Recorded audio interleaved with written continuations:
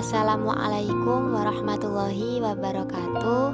Di sini kami dari kelompok 9 yang beranggotakan Nur Hidayati, Miki Nandanila Soraya, dan Muhammad Rizky Fauzan Aldimah akan sedikit mempresentasikan mengenai aliran Ahmadiyah. Aliran Ahmadiyah. Latar belakang lahiran Ahmadiyah. Ahmadiyah merupakan suatu gerakan keagamaan yang didirikan oleh Mirza Ghulam Ahmad pada tahun 1891 di India. Gerakan ini memiliki dasar pemikiran dan penafsiran berdasarkan ajaran Islam. Namun, ada beberapa hal yang membuat mereka berbeda dari umat Islam pada umumnya. Beberapa yang membedakannya adalah penafsiran mengenai pemahaman tentang kenabian, konsep tentang wahyu, dan juga kedatangannya Nabi Isa yang kedua. Munculnya Ahmadiyah di India merupakan peristiwa sejarah dalam Islam yang tidak terlepas dari situasi umat Islam pada saat itu. Sejak kekalahan Turki Utsmani ketika menyerang Benteng Wina tahun 1863, pihak Barat mulai bangkit menyerang kerajaan tersebut. Selanjutnya, pada abad berikutnya, bangsa Eropa didorong oleh semangat industri dan berbagai penemuan baru. Mereka mampu menciptakan senjata-senjata modern. Secara agresif, mereka dapat menjarah daerah-daerah Islam di mana umat Islam sendiri masih tenggelam dalam kebodohan dan sikap apatis. Akhirnya, Inggris dapat merampas India dan Mesir. Prancis dapat menguasai Afrika Utara, sedangkan bangsa Eropa yang lain dapat menjajah daerah Islam lainnya. Setelah India menjadi koloni Inggris, umat Islam semakin terisolasi dengan sikap-sikap lama yang masih dipelihara. Keadaan umat Islam India semakin buruk, terutama sesudah terjadinya pemberontakan Mutini tahun 1857. Itulah latar belakang kelahiran Ahmadiyah sebagai sebuah gerakan pembaharuan dalam Islam di India pada waktu itu. Selanjutnya, biografi singkat pendiri Ahmadiyah. Sejarah berdirinya Ahmadiyah tidak terlepas dari sejarah Mirza Ghulam Ahmad sendiri sebagai pendiri aliran ini. Ia dilahirkan di Kodian tahun 1835. Ayahnya bernama Mina Ghulam Murtadho. Menurut riwayat, nenek moyangnya berasal dari Samarkand yang pindah ke India pada tahun 1530, yaitu sewaktu pemerintahan dinasti Mughal. Mereka tinggal di Gundaspur, Punjab, India. Di situ mereka membangun kota Kodian. Dan menurut suatu keterangan, famili Ghulam Murtadho masih keturunan Haji Barlas dari dinasti Mughal. Oleh karena di depan nama keturunan keluarga ini terdapat sebutan Mirza. Keluarga Mirza ini pernah menjadi pembantu setia pemerintah kolonial Inggris di India, sehingga aliran Ahmadiyah bersikap kooperatif dengan pemerintah Inggris.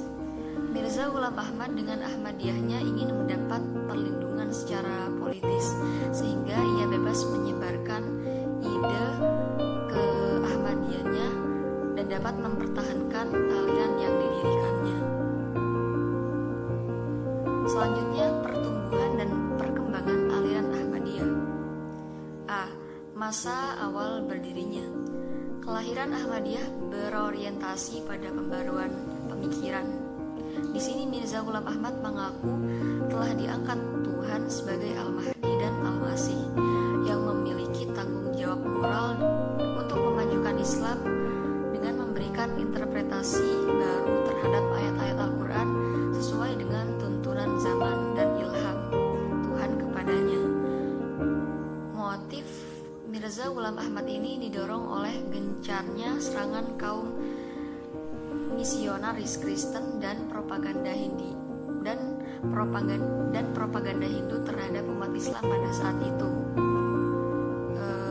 Pada bulan Desember 1888, Mirza Ghulam Ahmad ini menyatakan diri mendapat perintah Tuhan melalui ilham ilahi untuk menerima baiat dari para pengikutnya. Perintah Tuhan dalam wahyu tersebut menurut Mirza Ghulam Ahmad untuk melakukan dua hal, yaitu menerima baiat dari para pengikutnya dan membuat wadah atau organisasi untuk menghimpun suatu kekuatan yang dapat menopang misi dan cita-cita kemahdiannya,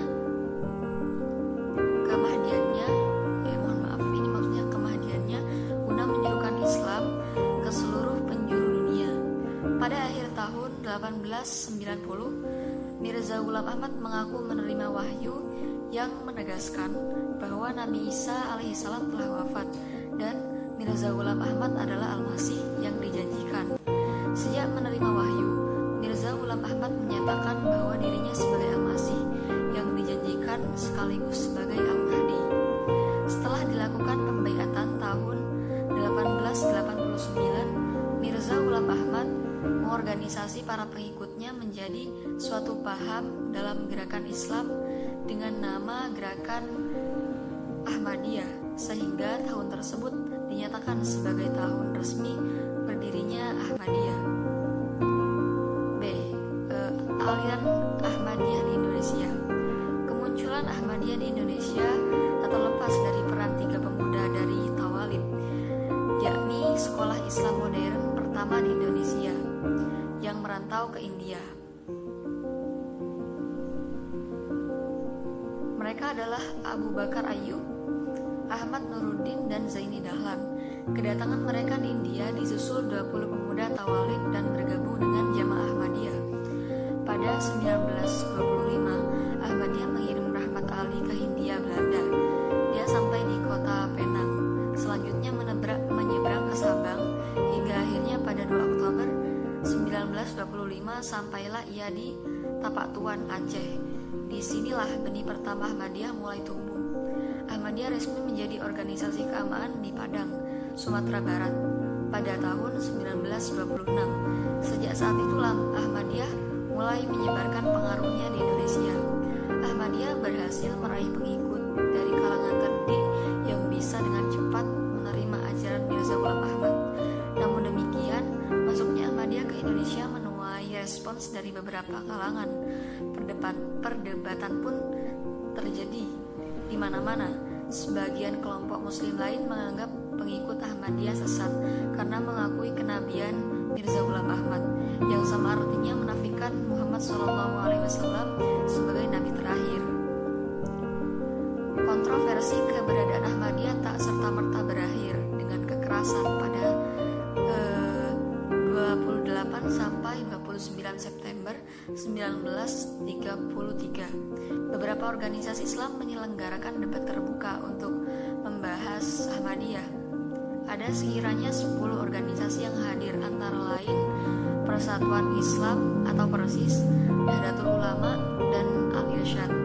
Perdebatan tersebut berlangsung damai.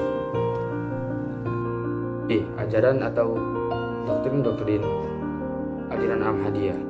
Kenabian. Mengenai pemahaman tentang kenabian, terdapat perbedaan pandangan antara Ahmadiyah dengan kaum muslim pada umumnya. Ahmadiyah memunculkan 3 klasifikasi terkait mengenai ajaran kenabian, yakni yang pertama, Nabi Shahib As-Syariah dan Mustaqil. Nabi Shahib As-Syariah adalah Nabi pembawa syariat, hukum-hukum untuk manusia, sementara Nabi Mustaqil adalah hamba Allah Subhanahu wa Ta'ala yang menjadi Nabi dengan tidak mengikuti Nabi sebelumnya. Seperti Nabi Musa, ia menjadi Nabi bukan atas dasar mengikuti Nabi atau syariat sebelumnya. Ia langsung menjadi Nabi dan membawa Taurat. Begitu pula Nabi Muhammad SAW. Nabi semacam ini dapat juga disebut sebagai Nabi Tasri dan Mustaqil sekaligus.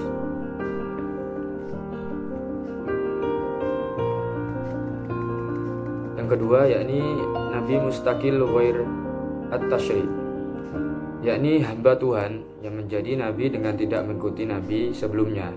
Hanya saja ia tidak membawa syariat baru, dalam arti bahwa ia ditugaskan oleh Allah Subhanahu wa Ta'ala untuk menjalankan syariat yang dibawa Nabi sebelumnya. Para Nabi yang tergolong atau masuk ke dalam Nabi Mustaqil Ghair At-Tashri adalah Nabi Harun, Nabi Daud, Nabi Sulaiman, Nabi Zakaria, Nabi Yahya, dan Nabi Isa alaihissalam. Semuanya menjadi Nabi langsung, tidak karena hasil mengikuti para Nabi yang mendahulunya. Mereka secara langsung diangkat oleh Allah Subhanahu wa Ta'ala menjadi menjadi nabi dan ditugaskan menjalankan syariat Nabi Musa yang ada dalam kitab Taurat. Yang ketiga, yakni Nabi Zili Ghair At-Tashri, yakni hamba Tuhan yang mendapat anugerah dari Allah Subhanahu wa taala menjadi nabi semata-mata karena hasil kepatuhan kepada nabi sebelumnya dan juga karena mengikuti syariatnya. Karena itu ikatannya berada di bawah kenabian sebelumnya dan ia juga tidak membawa syariat baru. Hamba Tuhan yang masuk ke dalam golongan Nabi Zili Ghair At-Tashri ini menurut mereka adalah Mirza Ghulam Ahmad yang mengikuti syariat Nabi Muhammad SAW. Ahmadiyah menyatakan bahwa Nabi Zili Ghair At-Tashri hanya muncul dari seorang ummati, yakni seorang pengikut Nabi Muhammad SAW. Menurut paham Ahmadiyah, hanya nabi-nabi yang membawa syariat saja yang sudah berakhir, sedangkan nabi-nabi yang tidak membawa syariat akan terus berlangsung. Wahyu. Menurut pengikut Ahmadiyah, wahyu yang terputus sesudah Rasulullah SAW adalah wahyu tasyri' atau bisa dikatakan wahyu syariat. Bukan wahyu mutlak. Selanjutnya yang dimaksud dengan wahyu terakhir tidak dikhususkan hanya untuk para nabi saja, akan tetapi diberikan juga kepada selain mereka. Wahyu itu masih tetap terbuka dan akan tetap terbuka untuk selama-lamanya. Dengan demikian, Ahmadiyah mempercayai bahwa bukan hanya wahyu yang akan datang terus-menerus setelah Nabi Muhammad SAW, melainkan nabi pun juga akan berlangsung terus-menerus meskipun tidak ada lagi syariat yang akan diturunkan. Nabi yang diutus mengungkapkan kekayaan yang tersembunyi dalam Al-Quran. Dalam menggunakan istilah wahyu dan ilham, pendiri Ahmadiyah mengakui bahwa petunjuk yang diterimanya dan dari Tuhan sebagai ilham kemudian oleh para pengikutnya dinyatakan sebagai wahyu. Ahmadiyah tidak membedakan antara ilham dan wahyu, sedangkan kalangan Sunni wahyu dan ilham adalah berbeda. Wahyu hanya untuk para nabi dan rasul Allah Subhanahu wa taala dan tidak mungkin lagi turun sesudah Nabi Muhammad SAW wafat. Sedangkan ilham sendiri hanya diperuntukkan bagi manusia biasa. Dengan demikian, derajat ilham tidak akan sampai ke derajat wahyu dan orang yang menerima ilham bukanlah seorang nabi. Al-Masih dan Al-Mahdi. Menurut pengikut Ahmadiyah, Al-Mahdi Ahmadiyah tidak dapat dipisahkan dengan Al-Masih, dikarenakan Al-Mahdi dan Al-Masih adalah satu tokoh dan satu pribadi, di mana wahyu disampaikan kepada Al-Mahdi adalah untuk menginterpretasikan Al-Quran sesuai dengan ide pembaharuannya. Ahmadiyah berpikir rasionalis liberal dalam memahami Imam Mahdi dan Nabi Isa alaihissalam, meskipun epistemologi pemahamannya mengambil dari Al-Quran dan hadis, akan tetapi yang dihasilkan berbeda dengan mayoritas umat Islam.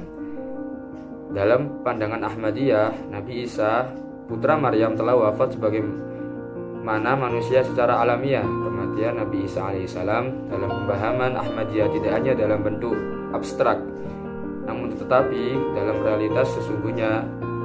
Dalam pandangan Ahmadiyah, Al-Masih yang dijanjikan kedatangannya bukan pribadi Nabi Isa alaihissalam yang diutus kepada Bani Israel, tetapi salah satu dari umat Nabi Muhammad SAW yang mempunyai perangai dan sifat seperti Nabi Isa alaihissalam. Dengan demikian, dalam teologi Ahmadiyah bahwa Al-Masih dan Al-Mahdi adalah satu pribadi yang diyakini oleh Mirza Ghulam Ahmad sendiri. Ahmadiyah meyakini bahwa kedatangan Imam Mahdi tidak dapat dipisahkan dengan kedatangan Al-Masih di akhir zaman dan kedatangannya telah dijanjikan oleh Tuhan. C. Sekte-sekte dalam aliran Ahmadiyah. Pada tahun 1914, setelah Mirza Ghulam Ahmad meninggal, Ahmadiyah terpecah menjadi dua kubu dan terus berkembang dalam dua kelompok aliran atau sekte, yaitu Ahmadiyah Qadiani atau bisa diistilahkan Qadian dan Ahmadiyah Lahori. Ahmadiyah Qadiani sendiri adalah nama kota kelahiran Mirza. dinamakan Jam'iyah Al-Ahmadiyah yang menegakkan beberapa doktrin pokok, antara lain memandang Mirza sebagai nabi. Mereka tinggal di lembah Wulf bersama muslim yang tidak mengakui kenabian Mirza. Mereka yang tidak mempercayai kenabian Mirza dituduh sebagai orang kafir. Mirza Ghulam Ahmad merupakan seorang nabi, namun ia tidak membawa syariat baru, atau bisa dikatakan ghairu tasyri'. Mereka menyebut Mirza sebagai Zilli an-Nabi, nabi bayangan, atau sebagai Buruz an-Nabi, perwujudan nabi. Sekte ini dipimpin oleh Hadrat Mirza Ghulam Bashiruddin Mahmud Ahmad. Ahmadiyah Qadian ini di Indonesia dikenal dengan Jemaat Ahmadiyah Indonesia, berpusat di Bogor, yakni kelompok yang mempercayai bahwa Mirza Ghulam Ahmad adalah seorang mujaddid, pembaharu dan seorang nabi. Dan Ahmadiyah Lahore yang sendiri yang menamakan diri Anjuman Ishad Islam. Sekte Lahore ini memandang Mirza sebagai mujaddid saja, atau seorang pembaru Islam yang sangat prihatin atas hilangnya solidaritas negara-negara muslim. Cabang ini dipimpin oleh Maulana atau Maulavi Muhammad Ali. Ahmadiyah Lahore di Indonesia dikenal dengan Gerakan Ahmadiyah Indonesia, berpusat di Yogyakarta. Secara umum, kelompok ini tidak menganggap Mirza Ghulam sebagai nabi, melainkan hanya sekedar mujaddid dari ajaran Islam. Dengan pendirian demikian, Ahmadiyah Lahore tidaklah memiliki akidah-akidah dasar yang bertentangan dengan pendirian umumnya umat Islam. Perbedaan antara kedua golongan tersebut adalah bahwa Ahmadiyah Qadian tetap percaya akan status Mirza Ghulam Ahmad sebagai nabi dan rasul, dan Al-Masih yang dijanjikan Tuhan sejak ia memproklamasikan status itu pada 1890. Sedangkan Ahmadiyah Lahore tidak mempercayai status tersebut, tetapi dapat menghormatinya sebagai mujaddid ataupun pembaharu. Setelah perpecahan tersebut, kedua sekte meneruskan kegiatan dakwah dan penyebaran pemahaman mereka. Terbitan-terbitan Ahmadiyah Qadian terus menekankan tema yang sama dan mendirikan beberapa lembaga baru untuk mengorganisasi dakwah dan kegiatan lain yang saat ini meluas jauh melampaui batas geografis anak benua India. Sekte Lahore juga mengelola berbagai kegiatan publikasi, tetapi skopnya terbatas pada tema-tema pembaharuan Islam, serta menghindari tema-tema yang memperuncing perbedaan mereka dari umat Islam secara keseluruhan.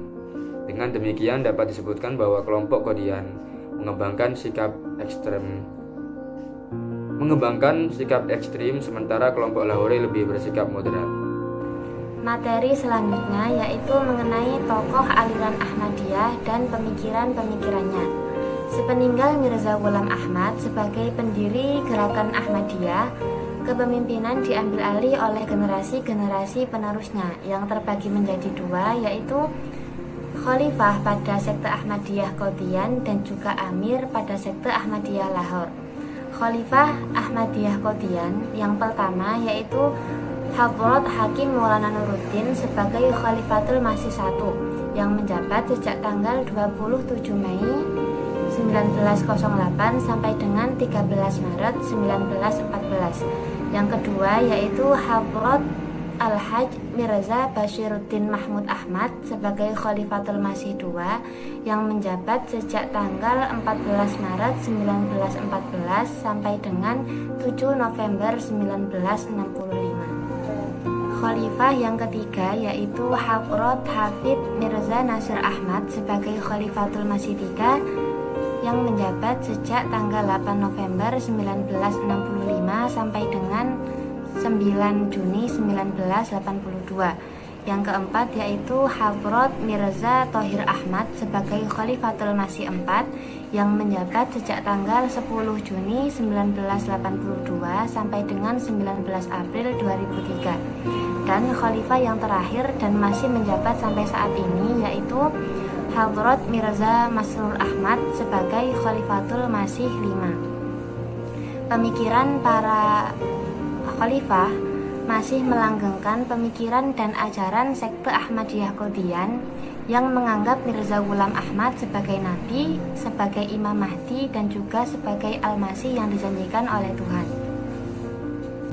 Yang kedua yaitu Amir Gerakan Ahmadiyah. Gerakan Ahmadiyah atau Ahmadiyah Movement lebih dikenal dengan sekte Ahmadiyah Lahore, di mana mereka tidak mengenal istilah khalifah sebagai pemimpin, tetapi mereka menggunakan istilah amir untuk menyebut pimpinan mereka. Di antara para amir dari sekte Ahmadiyah Lahore yang pertama yaitu Hawrat Maulana Hakim Nuruddin. Kemudian yang kedua ada Maulana Muhammad Ali MA LLB. Yang ketiga yaitu Maulana Sadruddin. Amir yang keempat yaitu Dr. Said Ahmad Khan. Kemudian yang kelima Profesor Dr. Asghar Hamid PhD. Dan amir yang terakhir yaitu Profesor Dr. Abdul Karim Said. Pemikiran para amir dari sekte Ahmadiyah Lahore ini, mereka tidak menganggap Mirza Ghulam Ahmad sebagai nabi atau rasul, tetapi mereka lebih menganggap Mirza Ghulam Ahmad hanya sebagai mujaddid atau pembaharu Islam. Dengan demikian, sekte Ahmadiyah Lahore ini tidak memiliki dasar-dasar akidah yang bertentangan dengan umat Islam pada umumnya, sehingga sekte Ahmadiyah Lahore ini bisa dikatakan lebih moderat jika dibandingkan dengan sekte Ahmadiyah Qadian yang bersikap ekstrim. Materi selanjutnya yaitu aliran Ahmadiyah dalam dinamika kontemporer. Ahmadiyah adalah suatu organisasi keagamaan dengan ruang lingkup internasional yang memiliki cabang di 178 negara yang tersebar hampir di seluruh benua. Di antaranya yaitu di Afrika, Amerika Utara, Amerika Selatan, Asia, Australia, dan juga benua Eropa. Sampai saat ini, jumlah keanggotaan aliran Ahmadiyah mencapai lebih dari 200 juta orang, yang angkanya pun terus bertambah dari hari ke hari. Jamaah ini adalah golongan Islam yang paling dinamis dalam sejarah era modern. Dua hal yang membuat ajaran Ahmadiyah menyimpang dari ajaran Islam. Yang pertama yaitu mereka meyakini adanya nabi setelah Nabi Muhammad SAW, yaitu Mirza Ghulam Ahmad. Padahal Allah telah menjelaskan bahwa tidak ada nabi setelah Nabi Muhammad. Kemudian yang kedua yaitu mereka memiliki kitab suci selain Al-Quran yang disebut dengan Tadhkirah. Padahal Allah juga sudah menjelaskan bahwa Islam adalah ajaran yang sempurna dan tidak ada lagi kitab suci setelah Al-Quran. Berdasarkan dua hal tersebut, Ahmadiyah sudah sangat menyalahi hal-hal yang prinsip dalam akidah Islam. Yang membuat umat muslim keberatan, termasuk umat muslim di Indonesia, adalah mereka masih saja menggunakan nama Islam atau membawa-bawa nama Islam dalam pergerakan mereka, yang hal tersebut dinilai sesat dan menyesatkan. Bila dilihat dari fakta sejarahnya, bisa kita pahami bahwa aliran Ahmadiyah memang sengaja diciptakan oleh imperialis Inggris sebagai alat untuk memecah belah persatuan umat Islam di India pada saat itu. Kepentingan penjajah sudah jelas, yakni untuk meredam perlawanan kaum muslim dan juga untuk melanggengkan kekuasaan mereka di India. Bahkan sampai saat ini, kekuatan politik imperialis Inggris masih terus menjaga kelangsungan aliran Ahmadiyah, sehingga Ahmadiyah bisa tersebar hampir di seluruh penjuru dunia, bahkan sampai masuk ke Indonesia. Hal pertama yang dapat dilakukan oleh umat muslim agar terhindar dari kesesatan paham Ahmadiyah adalah dengan memperdalam ilmu-ilmu agama sehingga dapat mempertebal akidah keislaman. Kemudian yang kedua yaitu para ulama dan dai juga memiliki kewajiban untuk menyebarkan pada masyarakat luas tentang prinsip-prinsip Ahmadiyah yang dinilai menyimpang. Majelis Ulama Indonesia atau MUI juga telah mengeluarkan beberapa ketetapan tentang aliran Ahmadiyah, yang dua diantaranya dalam bentuk fatwa dan satu diantaranya dalam bentuk rekomendasi. Fatwa yang pertama yaitu Fatwa MUI pada tahun 1980 yang diterbitkan di Musyawarah Nasional II yang diselenggarakan di Jakarta yang isinya menyatakan bahwa aliran Ahmadiyah adalah kelompok keagamaan yang sesat menyesatkan karena meyakini Mirza Ghulam Ahmad sebagai nabi dan menerima wahyu. Yang kedua yaitu rekomendasi pada tahun 1984. Setelah diprotes oleh kelompok Ahmadiyah Lahore, MUI kemudian mengadakan rapat kerja nasional dan melakukan perubahan pada Fatwa 1980 yang di dalamnya menggeneralisasi seluruh aliran Ahmadiyah sebagai aliran sesat. Dalam rakernas tersebut, setelah melalui kajian yang mendalam, kelompok Ahmadiyah Lahore akhirnya dikecualikan dari kelompok Ahmadiyah Qadian. Kemudian yang ketiga yaitu Fatwa MUI tahun 2005 yang isinya menegaskan fatwa tahun 1980 karena meskipun telah ditetapkan sebagai aliran yang sesat dan telah dilakukan pelarangan aktivitas melalui sejumlah ketetapan pengadilan daerah, penyebaran aliran Ahmadiyah tetap berjalan dan berkembang di Indonesia. Cukup sekian penyampaian materi dari kelompok kami tentang aliran Ahmadiyah, kurang lebihnya mohon maaf.